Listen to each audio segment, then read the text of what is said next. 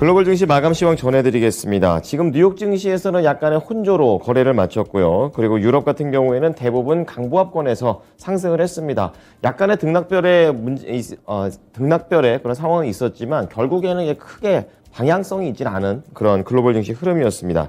자, 일단 종가부터 좀 체크를 해보게 되면요. 이날 다우지수만 0.4%, 이것도 이제 장중에 약간 탄력이 떨어진 그런 흐름이 되겠고요. S&P 500과 나스닥 지수는 0.03, 0.5% 밀렸는데요.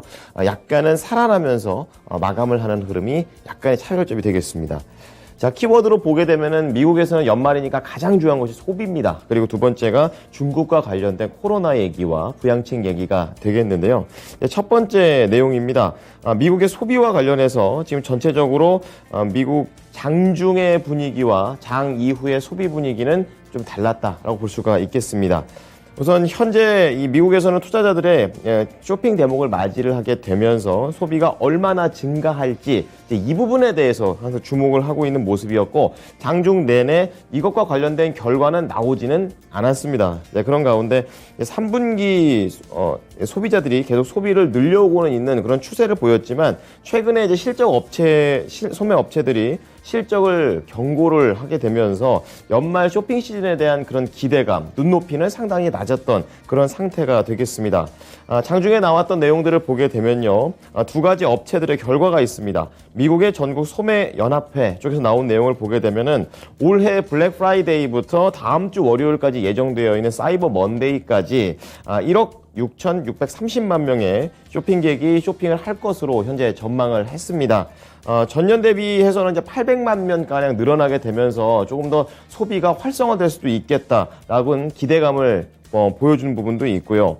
그리고 반대로 이제 다른 S&P 글로벌 마켓 인텔리전스에 따르면은 매출은 전년 대비해서 4.5% 늘어날 것으로 봤는데요. 지난해에 12% 늘었던 거에 비해서는 둔화가 된 그런 흐름이 되겠고요. 좋게 보면은 팬더믹 이전 수준까지는 회복을 한 거지만 결국 인플레이션을 반영하면 매출 자체가 2009년 이후로 처음으로 감소할 것으로 내다봤습니다. 자, 이렇게 되다 보니까 시장에서는 기대도 있고 불안감도 있는 상황에서 변동성이 계속해서 작게 나와줬었고요. 장 마치고 이제 실제로 소비와 관련된 중간 집계가 나왔습니다.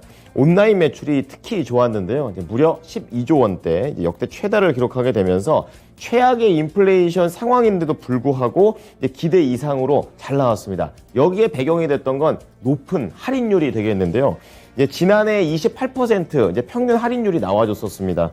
근데 올해는 30%가 넘는 할인율이 나오게 됐고, 팬데믹 이전에 거의 최고치가 33% 할인이었었는데 인플레이션을 극복하고자 기업들이 그만큼 할인을 많이 했다라는 점, 온라인 쪽에서는 긍정적으로 나와줬습니다.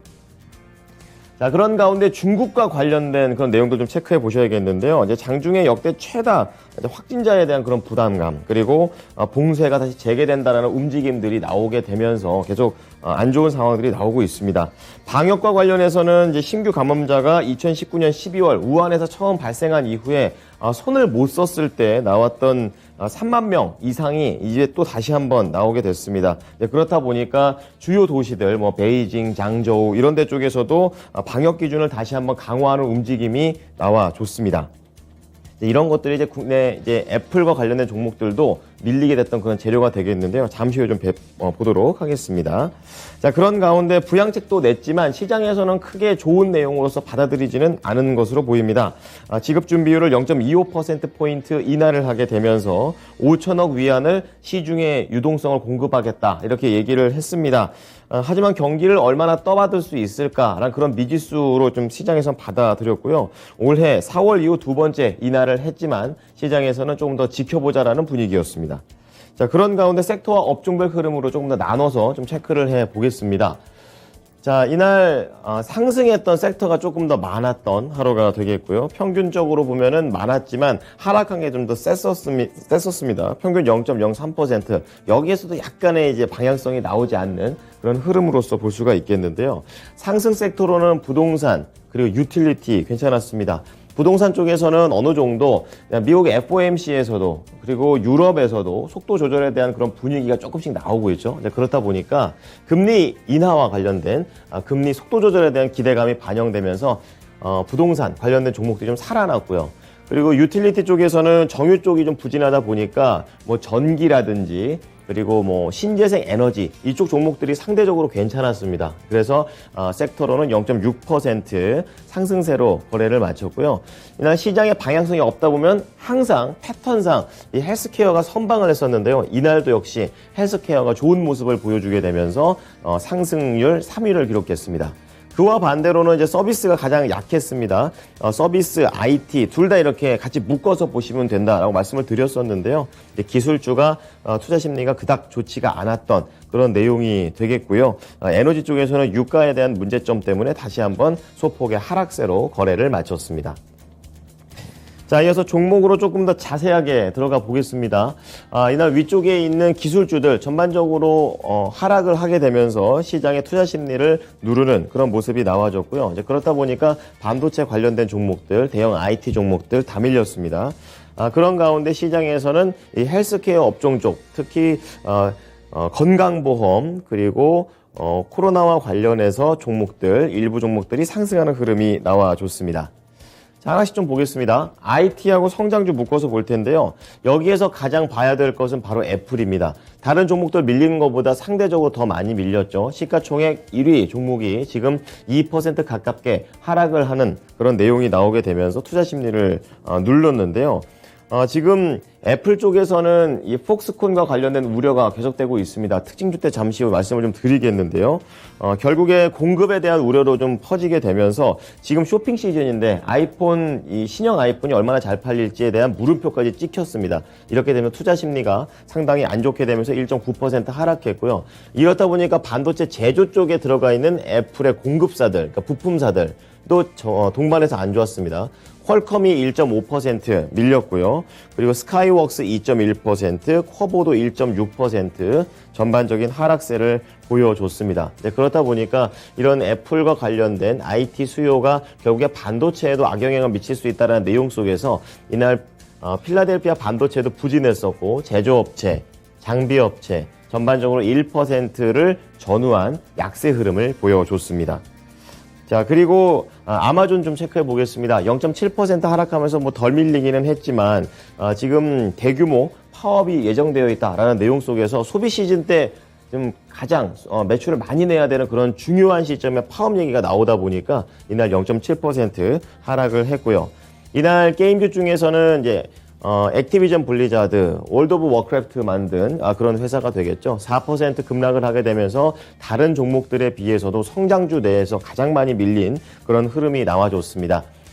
지금 반독점과 관련된 악재가 나오게 되면서 이날 다른 게임주들에 비해서도 유독 밀리는 흐름을 보여줬습니다. 그리고 여기에 포함은 되어 있지 않지만 중국의 기술주들이 이 중국의 부양책에도 불구하고 코로나 우려 때문에 차익 물량이 대거 쏟아지게 되면서 전반적인 하락세를 나와줬었는데요. 알리바바가 3.8%, 징둥닷컴 5.3%, 그리고 중국판 네이버죠. 바이두가 3.7% 하락하면서 거래를 마쳤습니다. 자, 그런 가운데 상대적으로 선방했던 게 이 가운데에 있는 헬스케어가 되겠습니다.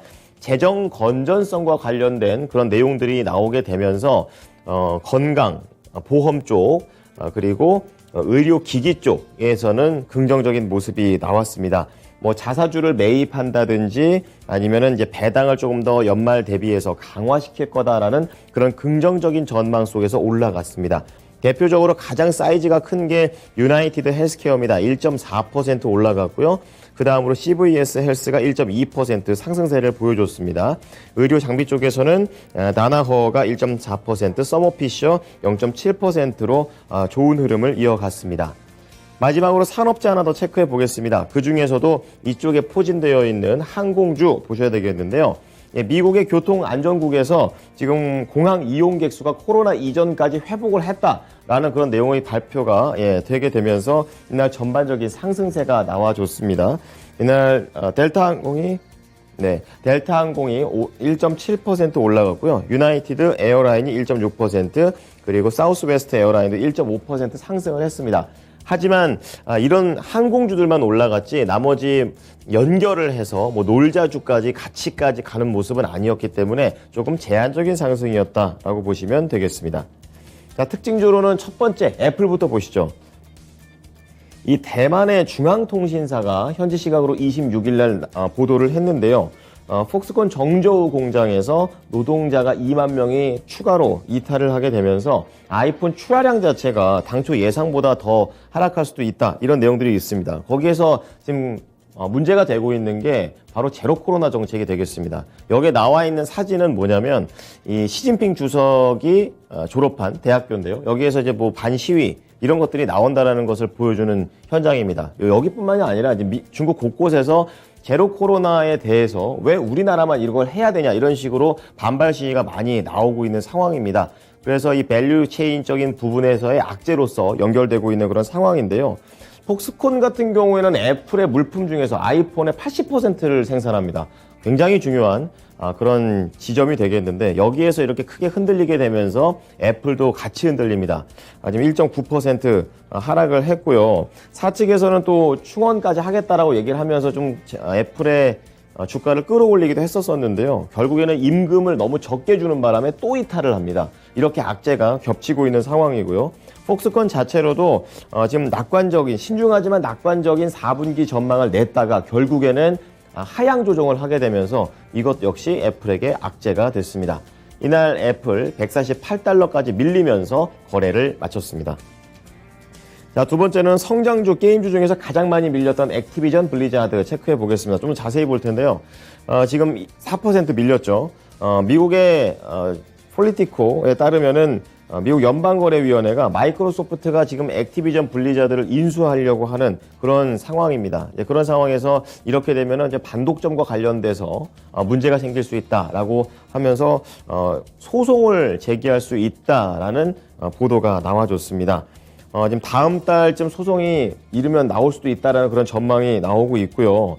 마이크로소프트에서 액티비전 블리자드를 인수하게 되면은 결국에 게임 시장의 경쟁 자체를 완전히 와해시킬 수도 있다라고 좀 판단을 했습니다. 이 내용은 미국 내부적인 부분도 있지만 앞서서 유럽에서도 반독점 사례가 될 수 있다라고 하면서 전면 수사에 착수했다라는 점에 연결된 소식이기 때문에 시장에서는 걱정이 좀 커진 모습이었습니다. 최근에 나스닥이 좀 살아나게 되면서 게임주도 같이 올라가는 모습이었는데요. 최근에 급등분을 완전히 다 반납하는 액티비전 블리자드입니다. 73달러의 거래를 마쳤습니다.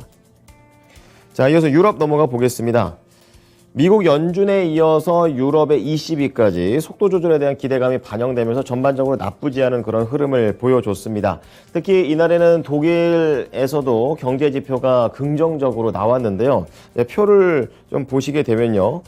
지금 소비자 신뢰지수 40.2%, 40.2포인트 마이너스입니다. 그런데도 제가 좋게 얘기를 할 수밖에 없는 게 최근에 이렇게 하락한 거를 보시게 되면 굉장히 가파르게 소비자들의 신뢰 지수가 떨어진 거를 볼 수가 있습니다. 그런 가운데 바닥 찍고 최근에 2개월 정도는 그래도 개선이 된다라는 측면에서 긍정적으로 봤고요. 예상치를 부합하는 정도의 내용이 되겠습니다.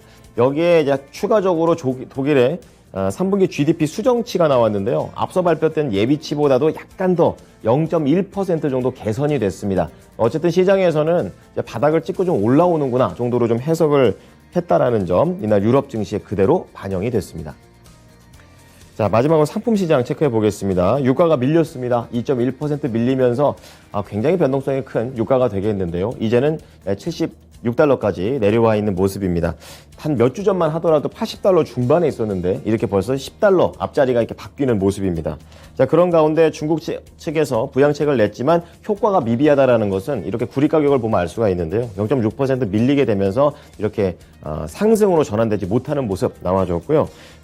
금값 같은 경우에는 이제 장 자체가 전반적으로 한산한 가운데 기술적으로 소폭 상승하는 모습입니다. 마지막으로 10년물 국채금리 수익률은 아직까지도 FOMC에서 이런 속도 조절에 대한 그런 내용들을 소화하면서 약간은 밀렸네요. 1.9bp 하락 마감을 했습니다.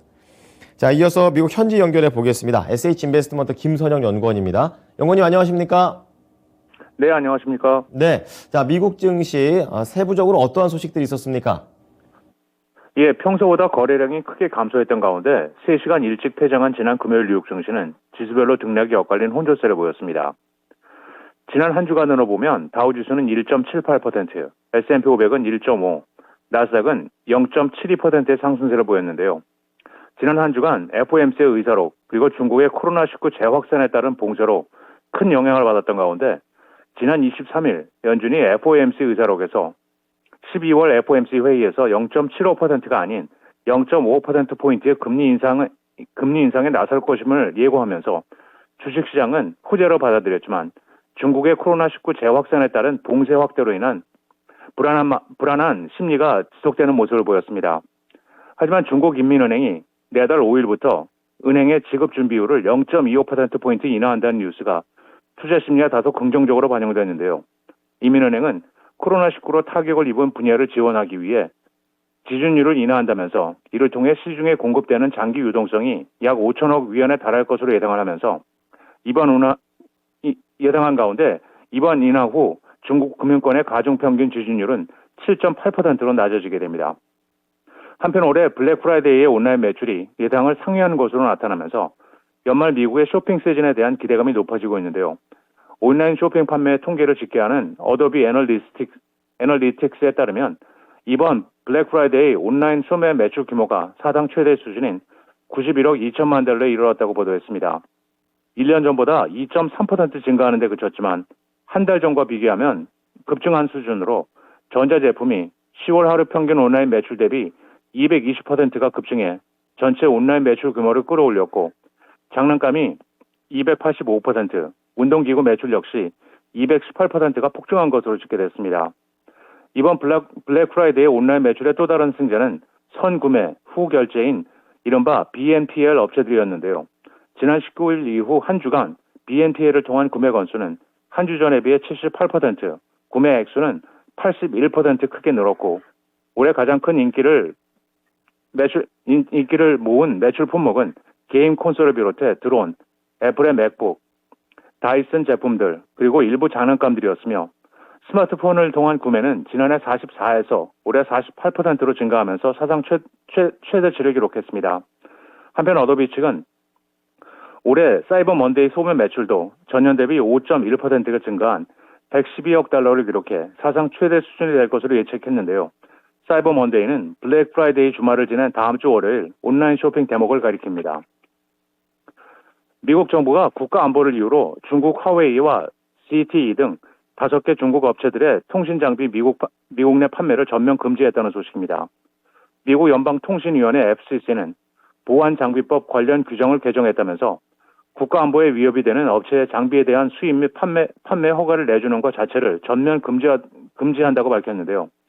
FCC는 지난해 3월 화웨이와 GTA를 비롯해 하이테라, 하이크비전, 다화 등 5개 중국 기업을 국가안보 위협으로 규정하고 미국 사업자가 연방 지원금으로 이들 업체의 장비나 서비스를 구매하는 것을 금지했지만 FCC의 허가를 받으면 예외적으로 구매를 할 수 있게 해왔고 조 바이든 대통령은 지난해 11월 FCC가 1년 내 국가안보에 위협이 되는 업체의 제품 판매를 금지하는 내용이 담긴 보안장비법에 서명한 바 있습니다.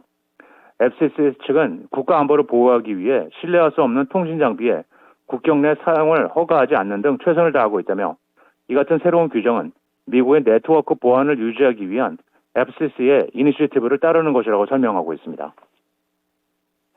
자, 이어서 종목으로 넘어가 보겠습니다. 대표적으로 이제 축구를 좋아하시는 분은 다 알만한 그런 명문 구단이죠. 맨체스터 유나이티드의 주가가 급등을 했었는데요. 배경이 어떤 게 있었나요? 예, 애플이 58억 파운드의 인수를 추진 중이라는 보도로 영국 프리미어 리그의 맨체스터 유나이티드의 주가가 지난 금요일 12.8%가 상승해 21달러 21센트의 거래를 마쳤습니다. 영국의 데일리 스타는 애플이 맨유 인수에 관심을 갖고 있으며 팀 쿡 CEO가 첼시의 매각을 담당했던 미국은행 레인그룹 등 맨유 인수 작업을 맡길 금융기관들과 협상을 벌이고 있다고 보도하고 있는데요. 애플은 프로 스포츠 구단 운영 경험이 없지만 최근 스포츠 사업에 눈을 돌리고 있으며 지난 7월 미국 프로 미식 축구 리그 NFL 중계권 입찰에 뛰어들었으며 내년부터는 애플 TV를 통해 MLS 리그를 독점 중계하게 되고 콘텐츠 사업으로 사업을 확장하면서 인기 있는 프로 리그나 구단의 중계권 확보가 중요해졌다고 분석하고 있습니다. 마지막으로 내일은 달라스 연방은행의 11월 관할 지역 제조업 지표가 발표되며 시장 예상은 전달보다 개선된 마이너스 18.3이며 이어 핀듀오, 글로비스 마리타임, 에로헤드 파마스리컬, 퓨전 퓨얼 그린, 아제크코, 그리고 아나벡스 라이프 사이언스가 분기 실적을 발표할 예정입니다. 네, 지금까지 SH인베스트먼트 김선영 연구원이었습니다. 연구원님 잘 들었습니다. 네, 감사합니다. 네, 지금까지 글로벌 증시 마감 시황이었고요. 외신센터 함께 보시죠.